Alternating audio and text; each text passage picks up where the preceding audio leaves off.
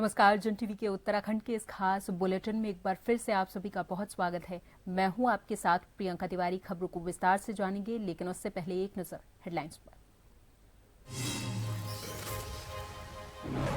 देहरादून में यूसीसी वर्षगांठ पर भव्य कार्यक्रम, सीएम धामी ने बताई ऐतिहासिक उपलब्धि। एक साल में 5 लाख से अधिक विवाह पंजीकरण, रोज 1400 रजिस्ट्रेशन। सरकारी भूमि पर अतिक्रमण को लेकर सरकार का रुख सख्त, सीएम धामी बोले दोषियों के खिलाफ होगी कार्रवाई, कानून सभी के लिए समान।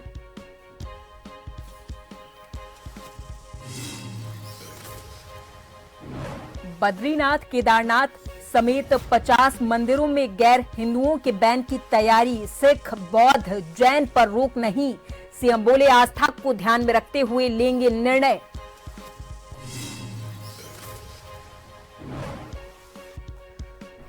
अंबाला मंडल में रेल इंजीनियरिंग कार्य 28 से 31 जनवरी तक यातायात प्रभावित, कई ट्रेनें रद्द, कुछ स्थगित और कुछ के मार्ग बदले गए। और पहाड़ों में फिर से बदला मौसम का मिजाज, ऊंची चोटियों में जबरदस्त बर्फबारी, ग्रामीण इलाकों में झमाझम बारिश, कई जिलों में ऑरेंज अलर्ट जारी।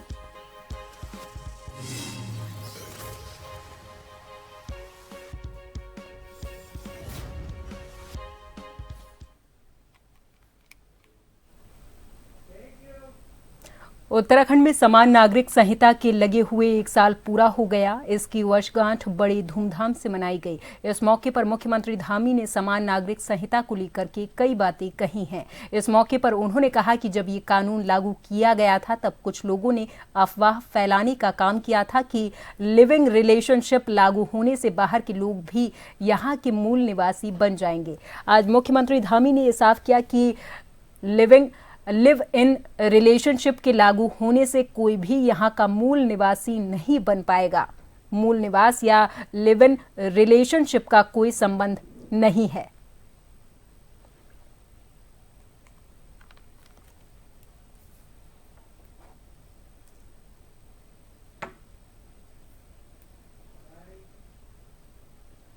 देवभूमि उत्तराखंड को गौरव प्राप्त हुआ कि देश की आज़ादी के बाद पहला राज्य उत्तराखंड बना जहां समान नागरिक संहिता का कानून लागू हुआ।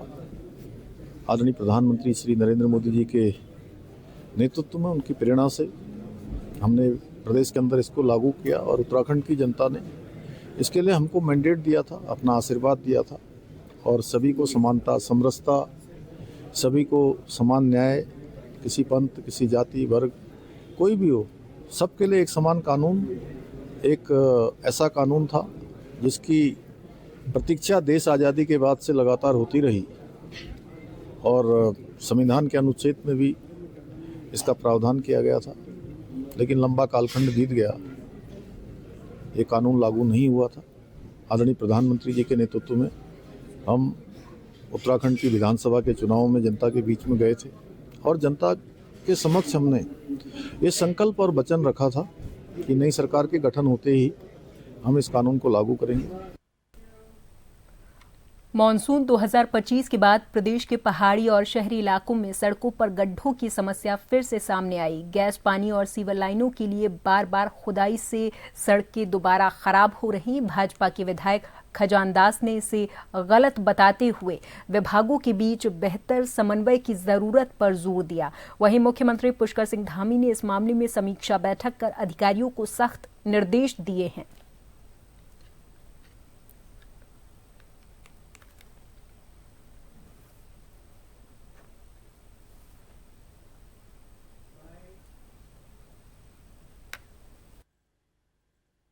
ठीक नहीं है, एक प्लानिंग होनी चाहिए, सभी विभागों को मिलकर के बातचीत करनी चाहिए कि क्या कार्य होने हैं, चाहे गैस पाइप बिछनी हो, चाहे सीवर लाइन बिछनी हो, चाहे पाइप लाइन बिछनी हो, पेयजल योजना की हो, ये सब आपस में तालमेल कर करके ही होना चाहिए। और इस बात का बड़ा दुख होता है कि पैसे का दुरुपयोग होता है कि हम बना रहे हैं सड़कों को, फिर खुद रही है, ये चिंताजनक विषय है। इस बात को लेकर के माननीय मुख्यमंत्री जी ने एक समीक्षा बैठक भी की थी और सभी अधिकारियों को दिशा निर्देश भी दिए थे कि ऐसे कार्य हमको बर्दाश्त नहीं है।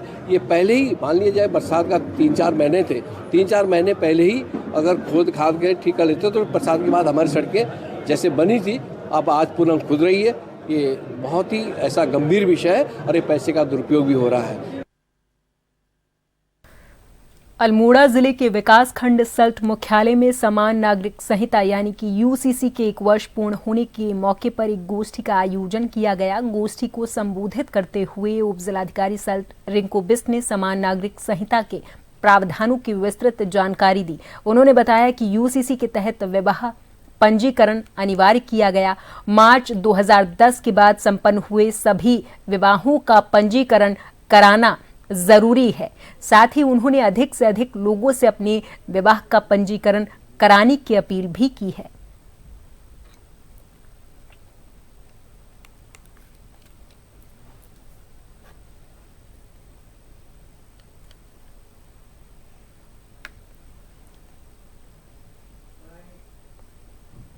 यूसीसी के 1 वर्ष पूरे होने के पश्चात जितने भी हमारे माननीय जनप्रतिनिधिगण थे, हमारे प्रबुद्ध जनता थी, उनको हमने यूसीसी के जो विभिन्न विधिक उपबंध है और उसके विभिन्न प्रावधानों की जानकारी दी है। और आप लोगों से अपेक्षा भी कर रखी है कि आप अपनी अपनी जो ग्राम सभाओं में है उसका 100% विवाह का पंजीकरण करा लें, क्योंकि मार्च 2010 के बाद में विवाह का अनिवार्य पंजीकरण किया जाना है। तो इनसे अपील भी हमारे लोगों के द्वारा की गई है कि ये एक ऐसा विधिक दस्तावेज है जिसकी कि भविष्य में आवश्यकता होगी और आज अगर हमारे पास में इसका पंजीकरण हो जाता है तो एक ग्राम सभा का हमारे पास एक डाटाबेस जो है वो अद्यतन बना है।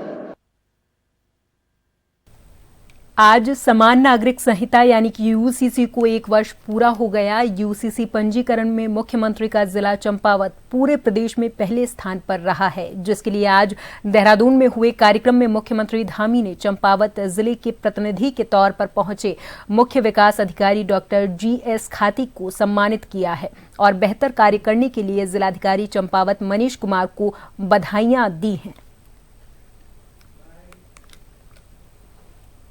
जैसा आप सभी को विदित है, दिनांक 27 जनवरी को हम लोग अपने समान नागरिक संहिता का प्रथम वर्षगांठ जो है हम लोग मना रहे हैं और इसमें तकरीबन 30,000 के इनका लक्ष्य जो था वो यहाँ की आबादी को देखते हुए निर्धारित किया गया है।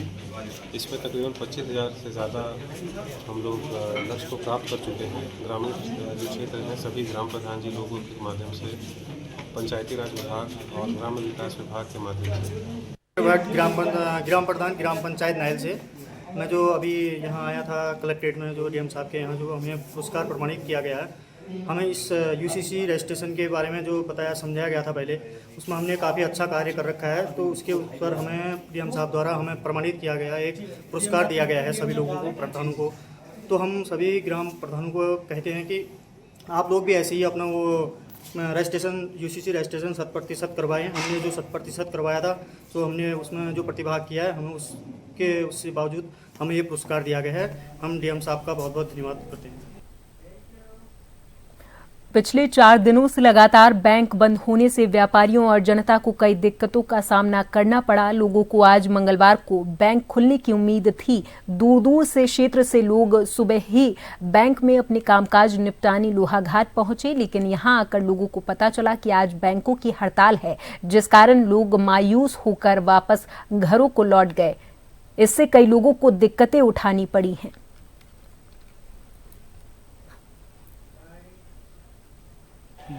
जैसा कि देखा गया कि आज बैंक सुबह से ही बंद हैं। हमें इस बारे में पता नहीं था।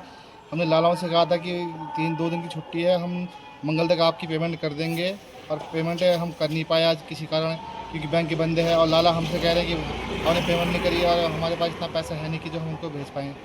दिक्कतों का सामना करना पड़ रहा है। बाहर से आए, 12 कोट से, पंचेश्वर से, पार्टी से, इधर उधर से लोग आए सामान खरीदने। उन्हें जब पता चला बैंकों की आज हड़ताल है, बाजार में काफ़ी रश था, लेकिन उसके बावजूद भी वो मायूस लौट गए। बोले बैंक के बंद होने से हम शॉपिंग कुछ खरीद नहीं सकते, शॉपिंग नहीं कर सकते। पिछले 3 दिनों से बैंक बंद है। आज चौथा दिन था, इसकी सूचना नहीं दी गई कि आज ये हड़ताल है। बाहर से लोग आए हुए हैं, उन्हें काफी दिक्कतों का सामना आज करना पड़ा। अंबाला मंडल में प्रस्तावित रेल इंजीनियरिंग कार्य के कारण 28 से 31 जनवरी तक रेल यातायात प्रभावित रहेगा। इस दौरान जालंधर सिटी यार्ड में पुल निर्माण का काम किया जाएगा, जिसमें पुराने गार्डर को हटाकर नए स्लैब डाले जाएंगे। कार्य के चलते ट्रैफिक और OHE ब्लॉक लिया जाएगा, जिससे कई ट्रेनों का संचालन रद्द, स्थगित या मार्ग उनका परिवर्तित रहेगा। इस रेल कार्य का असर मुरादाबाद मंडल से होकर लक्सर जंक्शन गुजरने वाली ट्रेनों पर भी पड़ेगा। विशेष रूप से 31 जनवरी को अमृतसर हरिद्वार अमृतसर एक्सप्रेस और जालंधर फिरोजपुर पैसेंजर का संचालन रद्द कर दिया गया है। इसके अलावा अमृतसर दिल्ली एक्सप्रेस 29 जनवरी को और दिल्ली अमृतसर एक्सप्रेस 31 जनवरी को स्थगित रहेगी। वहीं टाटा जम्मू तवी एक्सप्रेस और पठानकोट दिल्ली एक्सप्रेस को परिवर्तित मार्ग से चलाया जाएगा।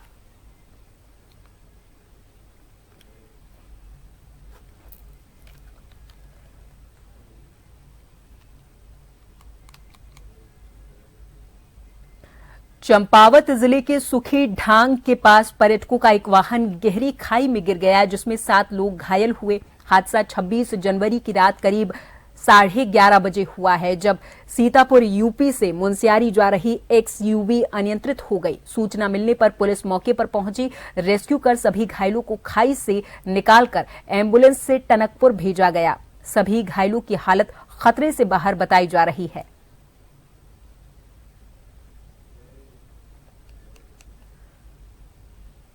विकासनगर कोतवाली पुलिस ने ढकरानी के सोलर प्लांट से कॉपर वायर चोरी की घटना का खुलासा करते हुए एक अभियुक्त को गिरफ्तार किया है। 26 जनवरी 2026 को दर्ज शिकायत के बाद पुलिस ने फुटेज, मुखबिर तंत्र और तकनीकी साक्ष्यों के आधार पर कार्रवाई की है। पुलिस ने रात करीब 9:30 बजे अभियुक्त को गिरफ्तार करके उसके पास से करीब 20,000 रुपए की कॉपर वायर बरामद की है। अभियुक्त को न्यायालय में पेश किया जा रहा है। बात करेंगे मौसम की। पहाड़ों में एक बार फिर से मौसम का मिजाज बदल चुका है। बता दें कि आज सुबह से लगातार ऊंची चोटियों में जबरदस्त बर्फबारी हो रही, तो वहीं दूसरी ओर कई ग्रामीण इलाकों में झमाझम बारिश और बर्फबारी भी देखने को मिल रही। बता दें कि बारिश और बर्फबारी होने से पहाड़ों का जनजीवन एक बार फिर से अस्त व्यस्त हुआ है। बद्रीनाथ धाम में इस वक्त बारिश और बर्फबारी के नजारे बने हुए, जिसके चलते बद्रीनाथ धाम में एक बार फिर से तापमान में गिरावट आ चुकी है। वहीं दूसरी ओर तस्वीरों में आप देख सकते हैं किस तरीके से ग्रामीण इलाकों में बर्फबारी और बारिश होती हुई नजर आ रही है। फिर एक बार अचानक पहाड़ों में मौसम का मिजाज बदल चुका है। आपको बता दें कि ग्रामीण इलाकों में झमाझम बारिश हो रही है, तो ऊंची चोटियों में लगातार हिमपात जारी है, जिसके चलते जो यहाँ का जनजीवन है वो जनजीवन एक बार फिर से अस्त व्यस्त हो चला है। स्थानीय लोग इस वक्त अलाव का सहारा ले रहे हैं। कैमरामैन साथी आदित्य भंडारी के साथ नवीन सिंह जोशी।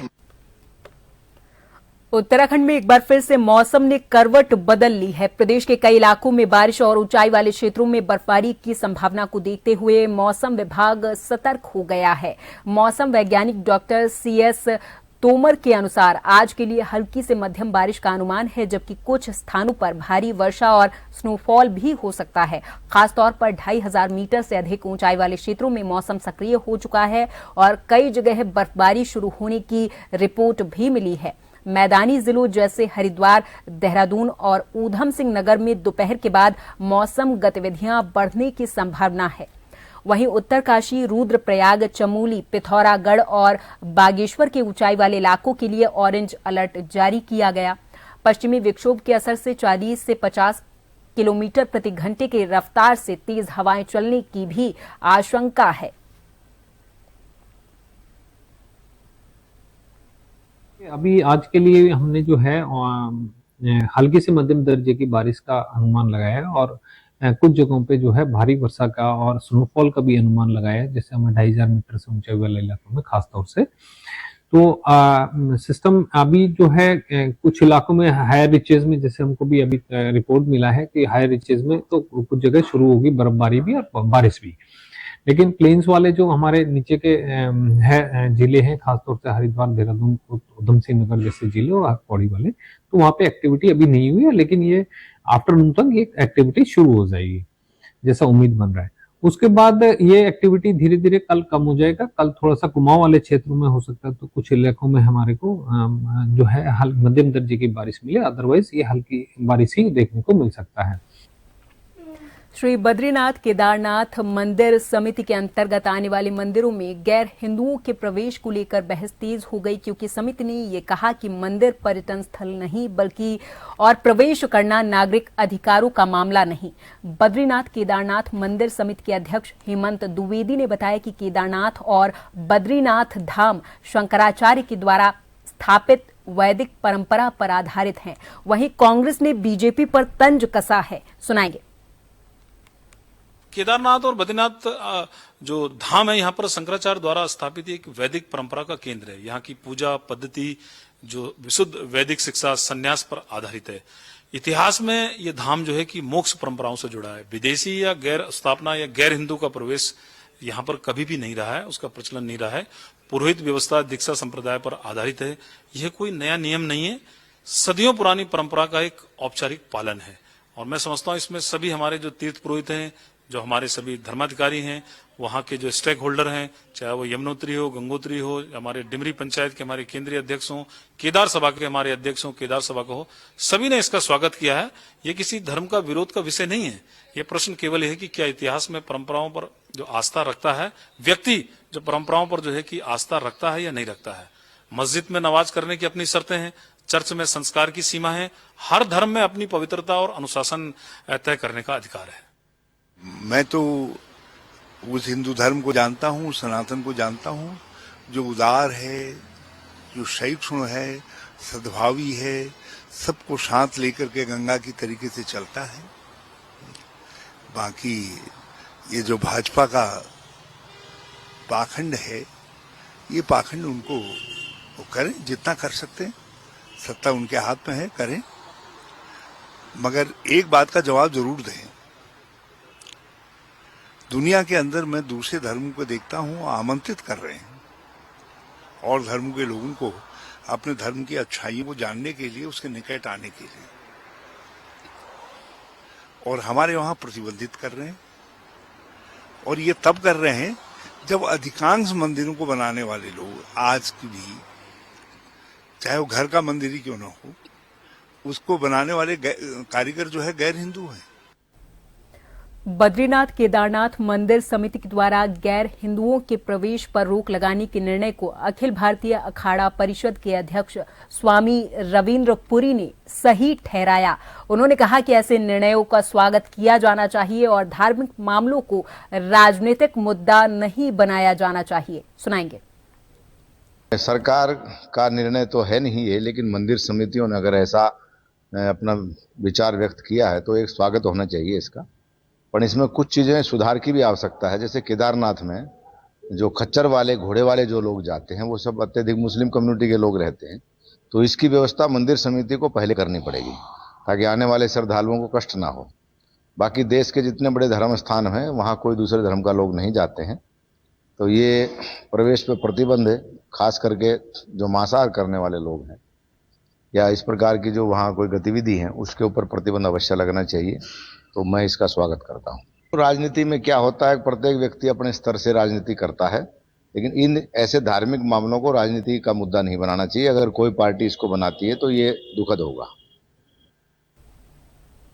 धामी सरकार की महत्वाकांक्षी योजना के तहत प्रदेश भर में पुराने नौलों, धारों और जल स्रोतों के संरक्षण और पुनर्जीवन का अभियान चलाया जा रहा, लेकिन चंपावत जिले में ये योजना कागजों तक ही सीमित नजर आ रही। इसका ताजा उदाहरण लोहाघाट के तल्ला चांदमारी के सीडर वैली क्षेत्र का प्राचीन नौला है, जिसकी हालत बेहद दयनीय हो चुकी है। कभी साफ और स्वच्छ जल से लबालब भरा रहने वाला ये नौला आज गंदे और बदबूदार पानी से भरा हुआ है। दूर दूर से लोग यहां से पानी भरने आते थे, लेकिन अब आसपास बहने वाले गंदे नालों का पानी रिस कर इस नौले को पूरे तरीके से दूषित कर चुका है। क्षेत्र में घनी आबादी निवास करती है, जिससे स्थिति और गंभीर बन गई है।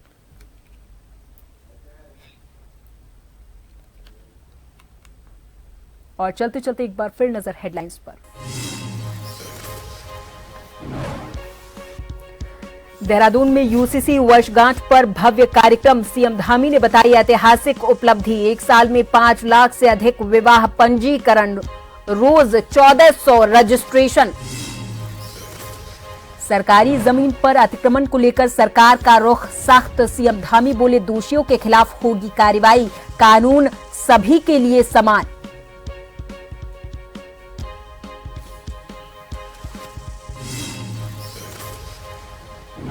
बद्रीनाथ, केदारनाथ समेत 50 मंदिरों में गैर हिंदुओं के बैन की तैयारी। सिख, बौद्ध, जैन पर रोक नहीं। सीएम बोले आस्था को ध्यान में रखते हुए लेंगे निर्णय। अंबाला मंडल में रेल इंजीनियरिंग कार्य 28 से 31 जनवरी तक यातायात प्रभावित। कई ट्रेनें रद्द, कुछ स्थगित और कुछ के मार्ग बदले गए। और पहाड़ों में फिर से बदला मौसम का मिजाज। ऊंची चोटियों में जबरदस्त बर्फबारी, ग्रामीण इलाकों में झमाझम बारिश। कई जिलों में ऑरेंज अलर्ट जारी।